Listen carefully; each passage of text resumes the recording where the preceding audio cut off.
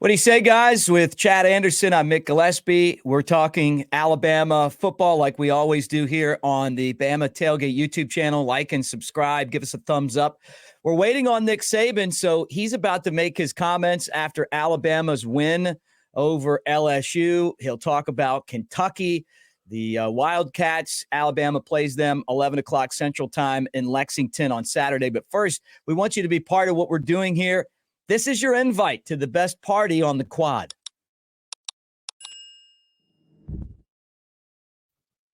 He's Chad Anderson. I'm Mick Gillispie. Chad, a big win for Alabama on Saturday. We talked about it, some videos on the channel that people can go back and watch. But the season rolls on.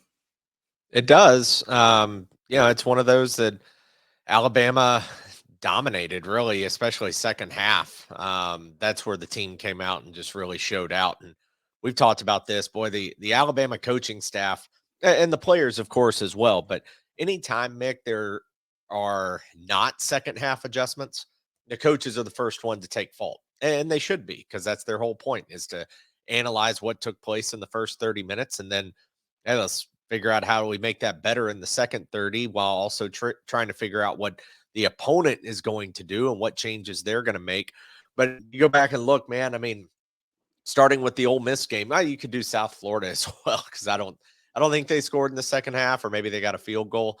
But Ole Miss, Alabama held to, I think it was 3. Mm-hmm. Mississippi State held them to 7. Texas A&M held them to 3. Arkansas was the one that kind of came back because Alabama had a bigger lead in the game in the first half and at halftime. Follow that up, Tennessee got 0. LSU got 7. It's remarkable, that they're able to do that. And we kind of talked about, especially one of my biggest fears with this team is if they get behind. Right. Having to come from behind. Yeah. Do they have the power on offense to come back? Because it's not the Bama from a couple of years ago or a few years ago. And the second half adjustments and the way this defense plays in the second half has really opened the door for this team as a whole, and the way they've evolved and played so well over the last month. Yep. And they took care of business as we wait on Coach Nick Saban. You still don't want to get behind, but they got into a back and forth seesaw game against the best offense in college football, maybe the best quarterback that we'll see this year, and they ended up winning. But Saban's worst loss, Chad, was at LSU, coming off of a great win, and then they lose to Kentucky. So I'm sure that's something that people will ask Coach Saban about, just because he had such a great team that season, and then they were stunned by the Wildcats. Still, I would guess that's the biggest win that Kentucky ever had. What year was that? It's got to be like 2001 or something. I remember the Bluegrass Miracle. You remember that one? Yeah. That was the one where Kentucky lost because was it Marcus Randall, the quarterback? Maybe that's what it was, and then they lost the next week. Yeah, there was a game that I think it was 02, maybe 01. Yeah, maybe 02. I got it wrong. That could be what it is. Like I got it backwards. I think that's the one where maybe Guy Morris was the Kentucky head coach and Jared Lorenzen, the quarterback. Remember Jared? Rest in peace. I think that may have been it. But yeah, basically Kentucky had LSU beat. They had the ball at their own 35-ish yard line. Throw up the Hail Mary, it gets tipped around, and LSU catches it, runs it into the end zone to win on the walk-off. And the irony and the funny part of the whole thing was the LSU fans or the Kentucky fans rushed the field. Like the students rushed the field in the opposite end zone thinking they won. Meanwhile, LSU fans in the other end zone are going nuts. And Guy Morris's face and reaction on that was just hysterical watching that. But yeah, it's hard to win, man. I mean, it's hard to win games in the SEC on the road. Yes, on the road especially. And this is going to be another one of those atmospheres because Alabama's coming to town, and it's not a matchup you see. All right, here's Coach Saban. Let's bump out and let everyone hear what he's got to say. So, no new thoughts after watching the LSU game. There's probably the most complete game we played all year, especially the way we executed in the second half. I thought offensively, we controlled the line of scrimmage. We had great balance. Jalen played really well, obviously, being the player of the week. But, I think that, this team has created an opportunity for itself. So everybody's got to make a choice on, what you want to do to prepare and to continue to play at the level that we're capable of playing at and to continue to improve. And, I don't think this is a time for anybody to be complacent. I know that even Sunday morning when I got up, I was like, wow, I'm tired, but got to go, man. You got to keep going. You got to keep grinding. You got to keep focused on what you have to do to get better and to prepare for the next game because, Kentucky is a completely different type of team than what we played against a week ago. And what we did last week is not going to have any impact on what we do this week. They're tough. They're physical. They're well coached.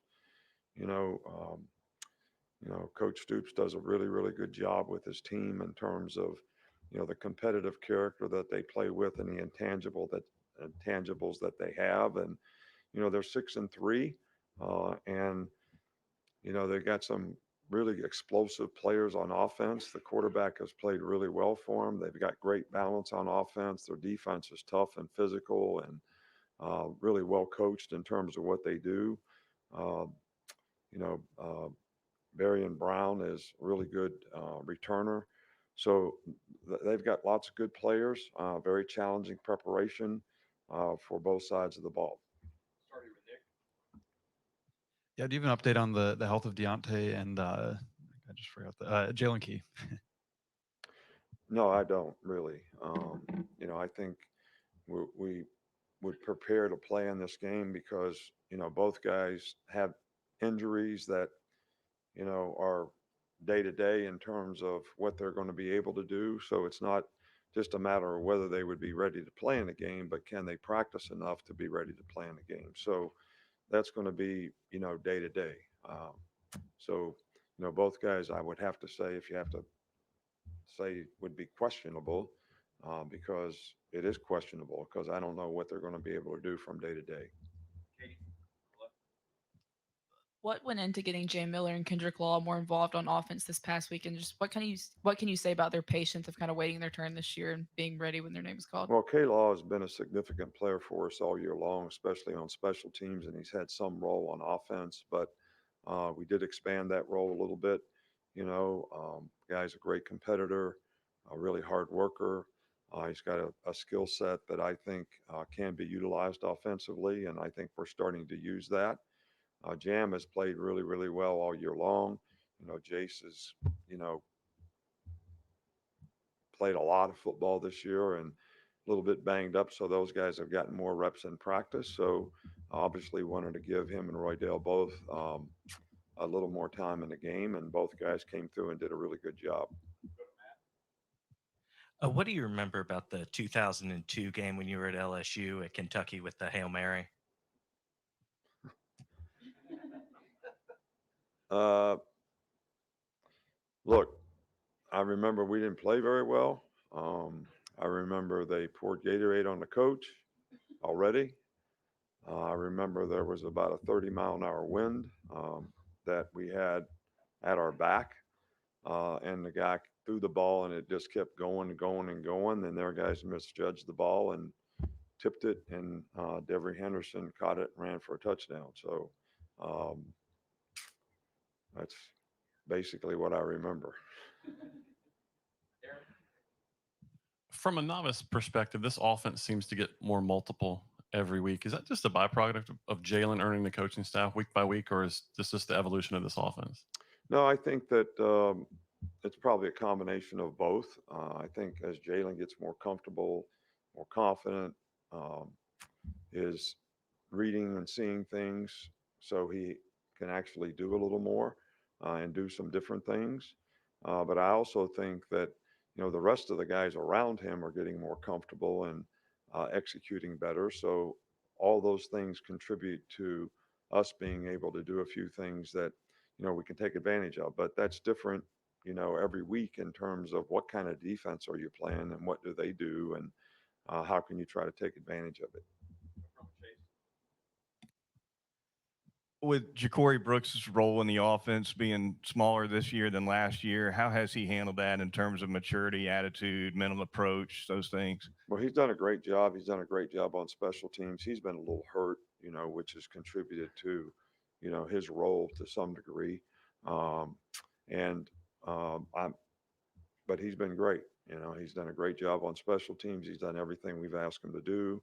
When he's gone in the game, he's done a really good job of doing what he needs to do. But he got his shoulder banged up, which has been a little bit of an issue for him all year, you know, in the game. So we'll see how that goes this week as well. A guy we haven't asked about in a while is Devontae Smith. Just how's he coming along in his recovery? He's actually getting to the point where he's able to do dry land running.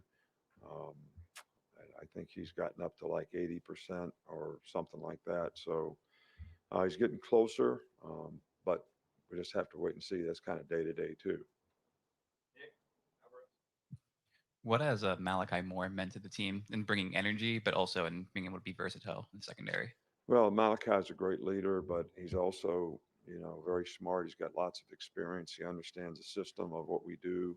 I think he really helps the other guys with adjustments that we need to make in the game. And, you know, he's been invaluable.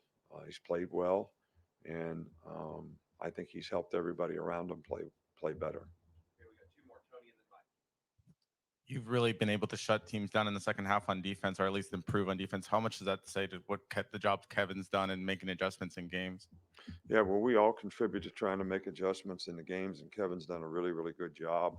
He's in the box, so he has a really good perspective of, you know, what we didn't do correctly, what we need to fix, what's not working, what might work better. So, but I think we also do a great job on the sidelines of showing the players the series before. And the first series of the second half was not a good one for us, but we actually played better toward the end of the game. But I think we need to have a little more consistency. You know, the drive right before the half was not great, and the first drive of the second half was not great. But then I thought we played really, really well after that. But we just want to try to we're getting a lot of stuff, man, lots of multiples that the players have to adjust to. And we want to do more things, but make it simpler for the players so that we can actually do these things and be able to adjust to all this stuff that we're seeing so that they're confident that they can make the adjustments we need to make. What was your perspective on Dallas's roughing call and just what the technical coaching point would be there? Look, I don't know if there is a technical coaching point. You know, you always tell players you want them to see what they hit. You know, he hit the guy here and then he hit him sort of in the chin. So it wasn't like a direct hit or an intentional hit to the head. It was a really good hit, but unfortunately, you know, his helmet did slide up and hit the guy. So it's a foul. If you hit the quarterback in the head, it's going to get called all the time. And we just want to have him keep his eyes up and see what he hits and hopefully target down a little bit so it doesn't happen again. All right, thank you. All right, there you go, Coach Nick Saban. They asked him about the things that we were kind of curious about. You know, the one thing we wanted to know was about that game. And I was wrong, and you were right. Once you started to say that, I was like, yeah, that's what happened. And then I think the next week they got clobbered. And so I've heard him talk about that before, the Bluegrass Miracle or whatever. And then they asked him about that. How about him saying the other coach got Gatorade? You mentioned that the fans were on the field. And then he talked about Dallas Turner's hit, which has been, you know, a spot of controversy that you and I talked about yesterday. And I agree with Coach Saban. I mean, I just thought that it was, you know, it was a football play.